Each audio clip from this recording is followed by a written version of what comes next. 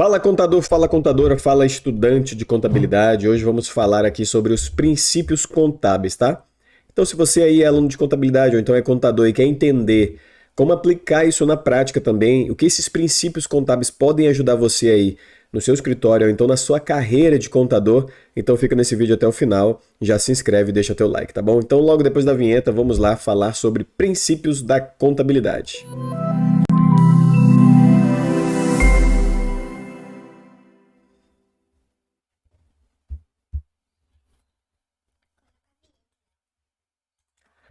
Voltamos aqui, pessoal, e agora vamos falar aqui sobre os princípios da contabilidade, né? A gente sabe que todo negócio, toda profissão, ela existe ali um alicerce, né? Existem coisas que você precisa saber para que você aplique essa profissão de uma forma mais consistente, de uma forma cumprindo e obedecendo algumas normas, né? A gente tem as normas de contabilidade, que é um desses preceitos, e nós temos também os princípios contábeis, que inclusive já foi até meio que revogado aí, mas só que a gente ainda consegue entender a sua função, né, e para que ele serve ali para que a gente consiga fazer essas questões, tá? Então a gente tem aqui o primeiro item para a gente falar, sem mais delongas, né? É o princípio da entidade, tá? É esse aqui, o princípio da entidade. O que fala o princípio da entidade, pessoal? O princípio da entidade ele está disposto no artigo 4 da Resolução CFC, número 750 de 93, que foi revogado em 2016, tá? O princípio da entidade, como é que nós vamos aplicar isso aqui na prática, tá? E essa é a intenção, tá? Não é só a gente falar blá blá blá, é a gente entender na prática como eu aplico esse princípio no meu dia a dia na contabilidade. Então, ó, só para você ter um exemplo prático aqui, tá? Só para você ter um exemplo prático, quando um sócio, tá? Quando um sócio de uma empresa decide colocar parte do patrimônio da sua empresa em uma conta pessoal, o mesmo não está seguindo o princípio da entidade, tá? Então esse é um exemplo na prática. Então quando você vê, e hoje é muito comum isso, tá? É muito comum isso acontecer, de nós vermos aí acontecendo rotineiramente, tá? Aqui, ó, de sócios, né? Pegando o patrimônio da empresa e colocando no próprio bolso, tá? Colocando no próprio bolso. Isso aqui a gente fala, a gente tem até um vídeo aqui, eu posso até deixar um card aqui para vocês, que é o vídeo que fala empresário rico, empresa pobre. O empresário ele confunde os seus bens pessoais com os bens da empresa, tá? O que a empresa gera é uma riqueza que precisa em algum momento ser reinvestido na empresa para que aquele negócio ganhe uma maturidade e ele sobreviva por muito tempo. Então, o princípio da entidade basicamente é para reconhecer essa divisão dos bens patrimoniais da empresa e os bens pessoais dos seus sócios, tá? Então, esse é um exemplo que eu posso falar para vocês aí, que eu posso falar para vocês na prática, que acontece aqui no princípio da entidade, tá bom? Então, agora o segundo princípio, o princípio da continuidade, né, pessoal? Vamos entender aqui um pouco sobre esse princípio aqui, ó, da continuidade, tá? A continuidade nas atividades da empresa deve ser presumivelmente por tempo indeterminado, né? Com algumas exceções. É claro que quando um empresário ele constitui um CNPJ, ele está pensando o quê? Em continuar com aquela empresa, com aquele CNPJ, por muito tempo. Assim, o princípio da continuidade, a empresa deve ser considerada como um organismo em movimento constante e contínuo de produção. Venda, compra, consumo, investimentos, é o que podemos chamar de entidade em marcha, a qual deve concretizar os seus objetivos continuamente, né? E geralmente, por exemplo, aqui, colocando como exemplo, qual o objetivo de uma empresa com fins lucrativos? Com fins lucrativos, né? O lucro, né? É claro que com o tempo ela pode também ter objetivos sociais, objetivos ali que vão beneficiar todas as pessoas que estão envolvidas ali naquele ecossistema, tá? Então a gente tem aqui uma aplicação na prática, né? Trazendo para vocês aqui. Vamos imaginar a seguinte situação, tá? Em que determinada empresa adquire sobre encomenda uma máquina pelo preço de 300 mil reais, tá? Então ela adquiriu essa máquina por um preço de R$ 300.000. Mas só que essa máquina, pessoal, ó, se a empresa tiver uma descontinuidade, se a empresa adquiriu aquela máquina por R$ 300.000 e ela não continuar, né, não será possível ativar essa máquina por esse valor. Por exemplo, ele comprou a máquina por 300 mil e a gente vai colocar essa máquina lá em bens do ativo mobilizado. Vai lá ativar essa máquina por 300 mil. Nesse caso, a máquina deverá ser avaliada pelo seu valor de mercado, né? E na hipótese dela ter utilidade apenas para a própria empresa, pode ser que não valha nada, pode ser que ela seja apenas sucata, né? Mesmo estando completamente nova. Acontece muito, né? Um exemplo, eu comprei uma máquina da datilografia. Para a empresa, a máquina vai servir para caramba. Eu ativei a máquina lá, comprei por um preço histórico daquela máquina. Eu vou utilizar até como um item de decoração, sei lá, alguma coisa. Eu ativei ali como bens, né, ali no patrimônio, no meu ativo, mas só que a empresa fechou. E a empresa fechando, se aquela máquina ela só tem serventia para minha empresa, então automaticamente eu não vou conseguir nem vender essa máquina possivelmente. Ela vai virar sucata. Ou então, às vezes eu paguei um valor muito alto nela, um valor alto de mercado, justamente porque eu precisava daquele produto, daquela máquina, e depois quando eu for vender, eu vou ter que reavaliar e vender ela pelo valor de mercado, porque quem determina valor para um objeto é o próprio mercado, né, pessoal? Não sou eu, né? Você pode gastar aí, um exemplo, R$ 1.000.000 numa casa, mas se você for vender essa casa e ela for avaliada por 500 mil, você vai ter que vender por 500 mil, tá? Então esse é um preceito aí para a gente entender sobre o princípio da continuidade, tá bom?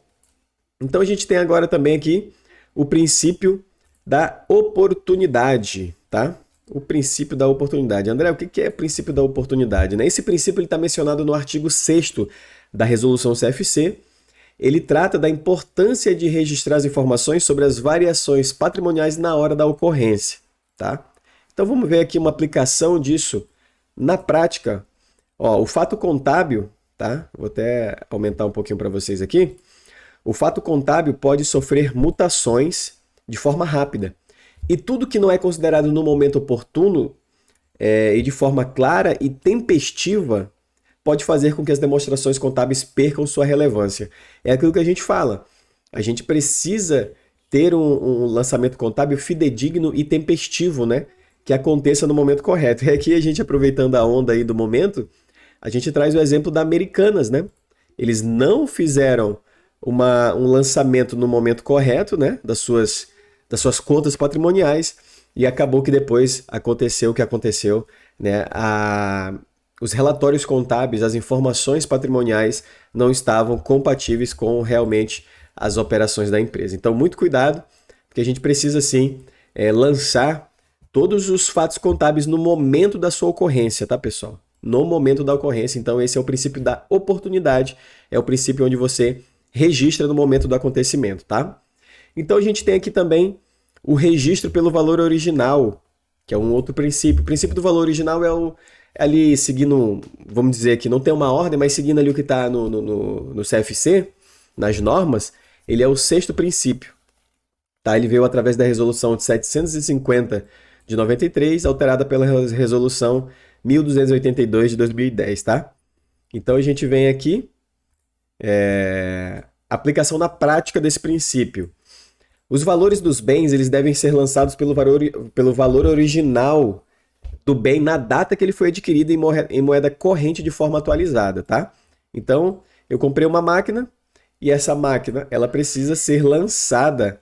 Esse valor deve sofrer variações futuras e sempre manter informações atualizadas e evitando distorções. Então, a gente sabe que toda máquina, ela sofre as suas depreciações, né? Nunca eu vou comprar uma máquina e essa máquina ela vai ficar sempre naquele mesmo valor, tá? Eu sempre vou ter que atualizar essa máquina pelo valor dela atual. Então, esse é o princípio do valor, do lançamento pelo valor original, tá bom, pessoal? Então, é aquela questão da depreciação, valorização, subvalorização. Então, a gente precisa estar sempre com esse valor atualizado para que ele demonstre realmente o valor do patrimônio que a gente tem naquele momento. Então, a gente tem aqui o próximo princípio, que é o princípio da atualização monetária, que ele conversa muito, né? Ele conversa bastante com o princípio do registro pelo valor original. né? Porque de acordo com o princípio anterior que a gente falou, o patrimônio deve ser registrado pelo valor original, mas esse valor deve ser atualizado de acordo com as variações de poder aquisitivo da moeda nacional, tá? Então a gente pega aqui, vai conversar ali no mesmo exemplo, né?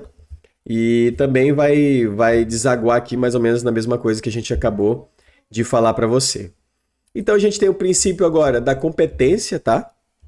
Pessoal, se vocês tiverem alguma dúvida, por favor, tá?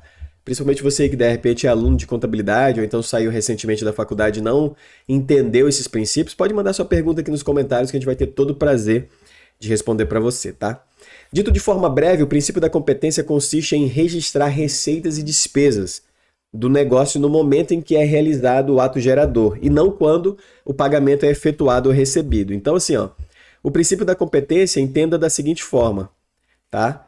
Você fez uma venda, tá? Você fez uma venda de R$ 100, mas só que você fez essa venda dividida em 4 parcelas, né? De R$ 25 cada. Você não vai reconhecer essa venda aqui no momento que você receber as parcelas, você vai reconhecer no momento que aconteceu o fato gerador.